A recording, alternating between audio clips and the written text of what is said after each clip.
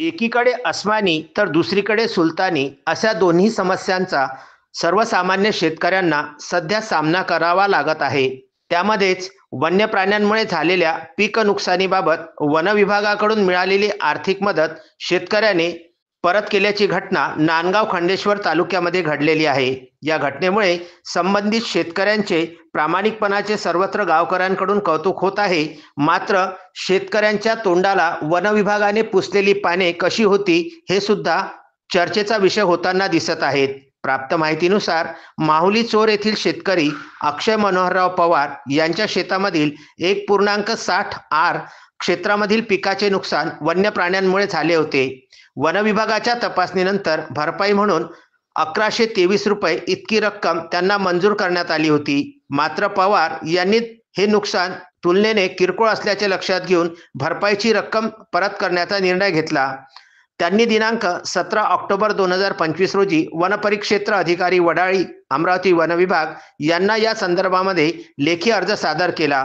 तसेच bank of Maharashtra या बँकेचा सदर रक्कम धनादेश देऊन परत केली। या प्रसंगी ग्रामपंचायत सदस्य निखिल सोरे, अंकुश कोल्हे, श्याम तिखिले, संदीप सरोदे, अतुल जाधव, विशाल राऊत, मनीष देठे, भूषण साव, अक्षय पवार उपस्थित होते। आज आम्ही माहुली चोर येथील समस्त शेतकरी ग्रामस्थ वनपरिक्षेत्र अधिकारी वडाळी या ठिकाणी वन्य प्राण्यांच्या नुकसानीच्या संदर्भात जो काही शासनाकडे आपण रितसर अर्ज करून मोबदला मिळतो त्या संदर्भात आपण आज या कार्यालयापर्यंत पोहोचलो।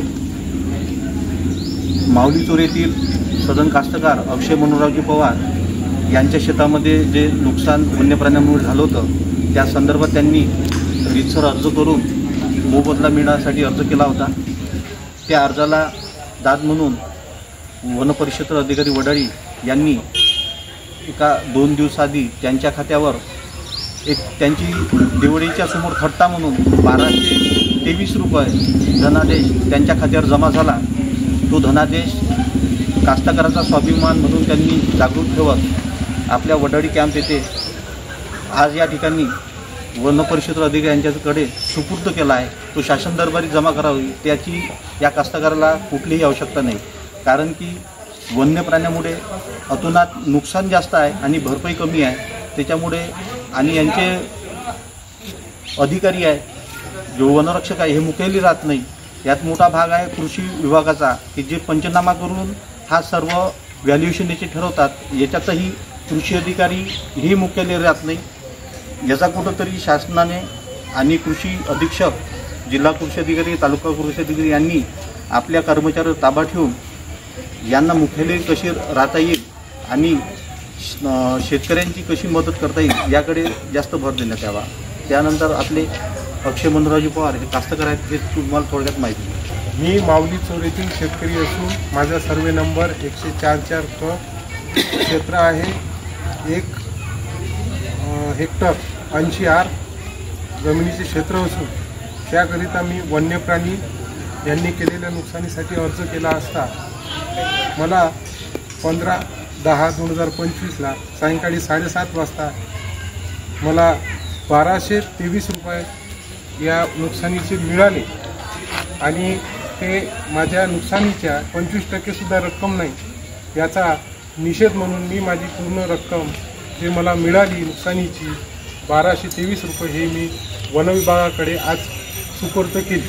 त्याकरिता सर्व गावकऱ्याच्या वतीने या गोष्टीचा निषेध म्हणून आम्ही या वन विभाग कार्यालय इथे आलो।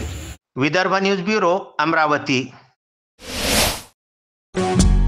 श्रद्धा फैमिली शॉपिंग में जाएंगे हम सभी, साड़ियों की नई डिजाइन देखो यहीं से लाएंगे।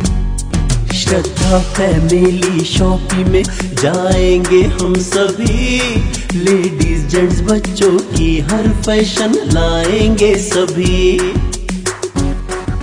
फैशन के सफर में आप भी आगे ही आगे बढ़ते चलिए, क्योंकि बिजीलैंड का सबसे बड़ा आलीशान भव्य showroom Shraddha family shopping and mall, Busyland complex, Nandgaon Peth, Amravati.